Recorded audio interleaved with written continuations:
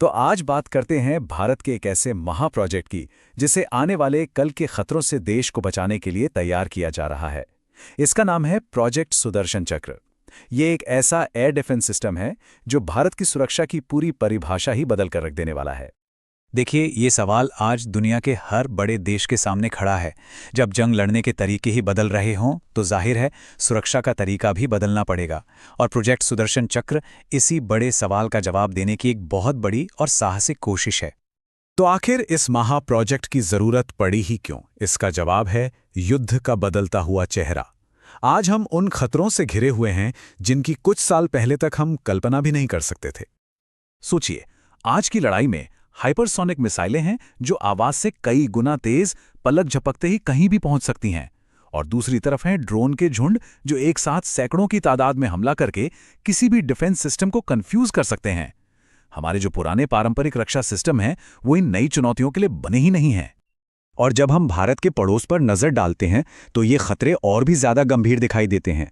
एक तरफ चीन के हाइपरसोनिक टेस्ट, दूसरी तरफ पाकिस्तान के वो एडवांस्ड हथियार जो बहुत दूर से ही हमला कर सकते हैं। और साथ ही जिस तरह से ड्रोन वॉरफेयर का चलन बढ़ रहा है, हर तरफ से एक नई चुनौती है। इन सब से एक साथ निपटने के लिए एक अभूतपूर्व सुरक्षा कवच की जरूरत थी। और देखिए, इसी जरूरत का जवाब है प्रोजेक्ट सुदर्शन चक्र। ये सिर्फ कोई एक डिफेंस सिस्टम नहीं है, बल्कि भारत की सुरक्षा का एक नया भविष्य है। एक ऐसा कवच जैसा पहले कभी नहीं देखा गया। तो आखिर ये प्रोजेक्ट सुदर्शन चक्र है क्या? आसान भाषा में समझें तो ये जमीन, हवा और स्पेस तीनों जगहों पर फैले कई अलग अलग डिफेंस सिस्टम्स का एक बहुत बड़ा जाल है। ये सारे सिस्टम्स एक साथ मिलकर काम करेंगे और भारत के ऊपर एक अदृश्य लेकिन बेहद मजबूत ढाल बना देंगे। और सबसे दिलचस्प बात पता है क्या है? सुदर्शन चक्र कोई एक हथियार या एक मिसाइल नहीं है। यह है सिस्टम्स का एक सिस्टम। इसका मतलब है कि ये रडार, मिसाइल, सैटेलाइट्स और फाइटर जेट्स का एक विशाल नेटवर्क है जो सब मिलके एक दिमाग की तरह काम करेंगे। इसकी बनावट को समझने का सबसे अच्छा तरीका है एक मधुमक्खी के छत्ते की कल्पना करना। जैसे छत्ते में कई छोटे छोटे हिस्से एक दूसरे से जुड़े होते हैं, वैसे ही ये डिफेंस सिस्टम भी कई हेक्सागोनल यानी षटकोण आकार के सुरक्षा क्षेत्रों का एक जाल होगा। इसका सबसे बड़ा फायदा यह है कि कहीं कोई गैप नहीं बचेगा। अगर एक हिस्से पर हमला होता है तो उसके आसपास के सारे सिस्टम एक्टिवेट होकर उस खतरे को मिलकर खत्म कर देंगे। अब जाहिर है इतना बड़ा और एडवांस प्रोजेक्ट अकेले बनाना बहुत मुश्किल है, और इसे हकीकत में बदलने के लिए भारत का साथ दे रहा है इजराइल, एक ऐसा देश जो डिफेंस टेक्नोलॉजी में दुनिया के सबसे आगे रहने वाले देशों में से एक है। इजराइल इस प्रोजेक्ट में अपनी सबसे बेहतरीन कॉम्बैट प्रूवन टेक्नोलॉजी ला रहा है। इसमें आयरन डोम जैसे दुनिया के सबसे सफल सिस्टम्स तो हैं ही, लेकिन इससे भी बढ़कर भारत और इजराइल मिलकर भविष्य के हथियार बना रहे हैं, जैसे कि advanced anti drone interceptors, smart laser weapons और यहां तक कि क्वांटम सिक्योर्ड रेडार, जिन्हें जाम करना लगभग नामुमकिन होगा। जैसा कि एक इजरायली अधिकारी ने कहा भी था, हम सिर्फ तकनीक नहीं दे रहे, हम एक साझा भविष्य बना रहे हैं।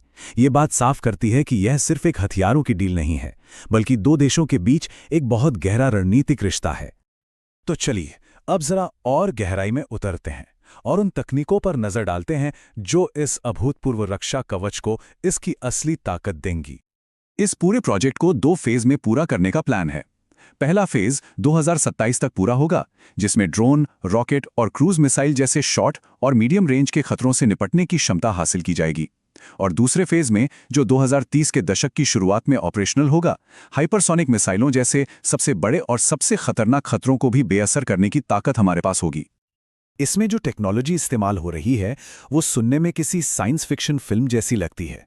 एआई से चलने वाले सेंसर्स, डायरेक्टेड एनर्जी वेपन्स यानी लेजर और माइक्रोवेव हथियार जो रोशनी की रफ्तार से हमला करते हैं, क्वांटम रडार जिन्हें दुश्मन जाम नहीं कर सकता, और हाइपरसोनिक खतरों को मार गिराने के लिए हाइपरसोनिक इंटरसेप्टर, ये सब मिलकर भारत की रक्षा क्षमता को एक नई पीढ़ी में ले जाएंगे।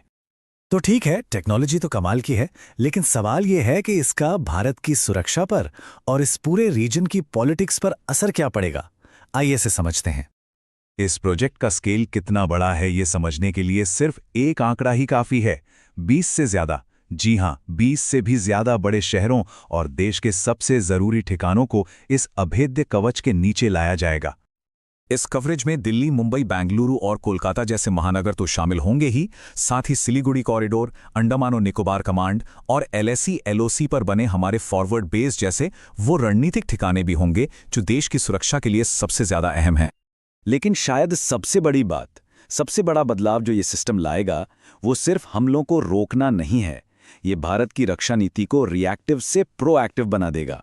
मतलब अब भारत सिर्फ हमला होने का इंतजार करके जवाब नहीं देगा, बल्कि ये सिस्टम दुश्मन के लॉन्चर को हमला करने से पहले ही ढूंढकर तबाह करने की ताकत रखेगा।